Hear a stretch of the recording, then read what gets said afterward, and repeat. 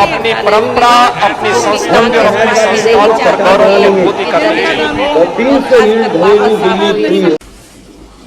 आज हम बात करते हैं सपा संरक्षक मुलायम सिंह यादव और सपा मुखिया अखिलेश यादव के गढ़ आजमगढ़ में मुस्लिम पार्टी होने का दावा करने वाली अब तक की पार्टियों की। इस गढ़ में मुस्लिम पार्टी होने का दावा करने वाली अब तक की सभी पार्टियां खत्म हो चुकी हैं। पहले की मुस्लिम पार्टियों के खत्म होने के बाद इस बार के चुनाव में सियासी जमीन तैयार करने के लिए ओवैसी की पार्टी अब किस्मत आजमाने आई है।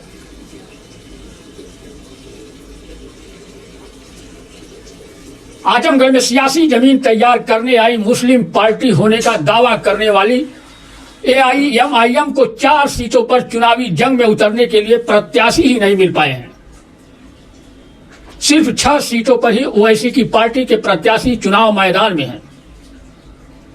आजमगढ़ में सियासी जमीन तैयार करने के लिए ओवैसी ने बसपा से निकाले जाने और सपा से ठुकराए जाने पर मुस्लिम बहुल मुबारकपुर सीट से विधायक शाह आलम जमाली को दांव पर लगाया है, तो मेहनगर से कर्मवीर आजाद, दीदारगंज से जावेद, निजामाबाद से अब्दुल रहमान अंसारी, आजमगढ़ सदर से कमर कमाल और गोपालपुर से अब्दुल्ला को दांव पर लगाया है।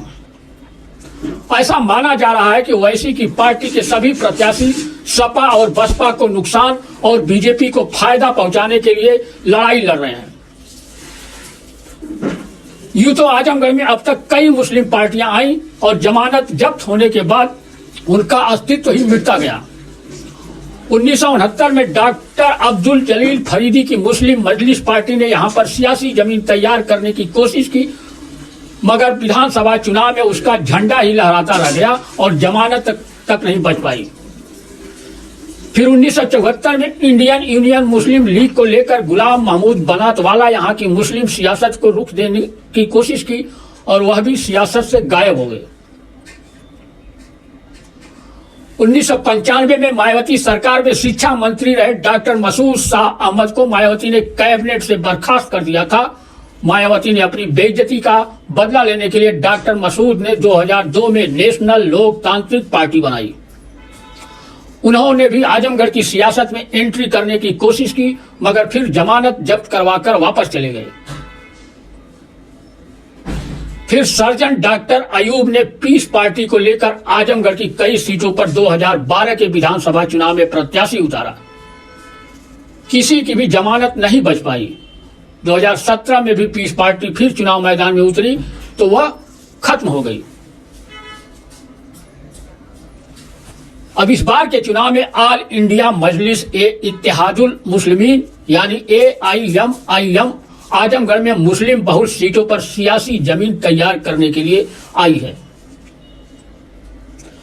AIMIM चीफ असदुद्दीन ओवैसी ने सपा और बसपा को चुनौती देने के लिए सपा मुखिया अखिलेश यादव के आजमगढ़ में 10 सीटों में से 6 सीटों पर उम्मीदवारों को उतारा है। इसमें 5 मुस्लिम उम्मीदवार हैं, तो मेहनगर सुरक्षित सीट होने की वजह से एक दलित उम्मीदवार है। मुस्लिम बहुल मुबारकपुर सीट पर ओवैसी के पार्टी ने अपनी सियासी जमीन तैयार करने के लिए यहां के विधायक शाह आलम जमाली को ही दांव पर लगा दिया है। शाह आलम जमाली इस सीट से बसपा के टिकट पर 2 बार से लगातार विधायक होते आ रहे हैं। इस बार के चुनाव से पहले ही बसपा सुप्रीमो मायावती ने उन्हें एक मामले को लेकर पार्टी से बाहर कर दिया। फिर चुनाव लड़ने के लिए गुड्डू जमाली सपा मुखिया अखिलेश यादव से मिलने गए और मिलकर वापस लौटे तो अपने निर्वाचन क्षेत्र में पहुंचे तो सपा मुखिया अखिलेश यादव को CM ही नहीं PM तक बनाने लगे थे। वो तो उत्तर प्रदेश के मुख्यमंत्री बनेंगे और आज का दिन और आज की इस बात को मेरे याद रखिएगा कि आने वाले दिनों में वो दिन दूर नहीं जब देश के वो प्रधानमंत्री के पद के भी प्रत्याशी होंगे और देश को लीड करेंगे, क्योंकि उनके अंदर वो क्षमता है। मैंने देखा है, महसूस किया है। एक तो उनके अंदर ये बड़कपन है कि वो देने के लिए दिल बड़ा रखते हैं। इतना बड़ा देखिए कुनबा सबको समेट लिया और सारे लोग एक दो की बात मैं नहीं करता, सारे लोग कोई ना कोई तो खूबी है ना उनमें। और जब समाजवादी पार्टी ने इस बार विधानसभा सीट से पूर्व जिला अध्यक्ष अखिलेश यादव को चुनाव मैदान में उतार दिया तो विधायक शाह आलम जमाली मुस्लिम पार्टी का दावा करने वाली AIMIM के साथ हो गए। एआईएम प्रमुख ओवैसी से चुनाव लड़ने के लिए मुबारकपुर क्षेत्र में पहुंचे तो उनके सुर बदल गए। सर आखिर क्या वजह रही कि आपने जो है फिर आईएम पार्टी से चुनाव लड़ा? नहीं, अब ये वजह क्या है, ये एक रिकग्नाइज पार्टी है, रिस्पेक्टेड पार्टी है, एक अच्छा प्लेटफॉर्म है। हम लोग इसको मजबूत करना चाहते हैं और इसको एक इस पूरे प्रदेश में एक सेकुलर मंच, ताकतवर मंच बना के एक विकल्प के रूप में खड़ा करना चाहते हैं। इसलिए मैंने इसकी पहल किया है और मैं अकेला थोड़ी लड़ रहा हूँ, प्रदेश में सैकड़ों लोग लड़ रहे हैं। समाजवादी पार्टी ने सर आपको टिकट दिया। अब देखो वो कहानी हो गई है ख़त्म। मेरी आप लोगों से रिक्वेस्ट है कि चूँकि रोते वो लोग हैं जो कमज़ोर होते हैं, मैं सक्षम हूँ और सशक्त हूँ और अपनी लड़ाई खुद लड़ने के लिए मुझे किसी की मोहताजी नहीं है। ये बात ठीक है कि मेरी कुछ बातें हुई थी वहाँ पे, मैंने लोगों को बता दिया। अब बार बार मैं वही रोना रहूं तो मैं बेचारा बन के नहीं रहा। मैं दया के पात्र नहीं हूं। बसपा का गढ़ माने जाने वाली मुबारकपुर सीट को बचाने के लिए इस बार बसपा ने पूर्व विधायक अब्दुल सलाम को मैदान में उतारा है, तो इस सीट को छीनने के लिए सपा ने अखिलेश यादव को तीसरी बार दांव पर लगाया है, जबकि बीजेपी ने अरविंद जायसवाल को मैदान में उतारा है। कांग्रेस ने परवीन बानो को मैदान में उतारा है। इन सभी का मुकाबला करने के लिए एआईएम से विधायक शाह आलम जमाली मैदान में छटपटा रहे हैं।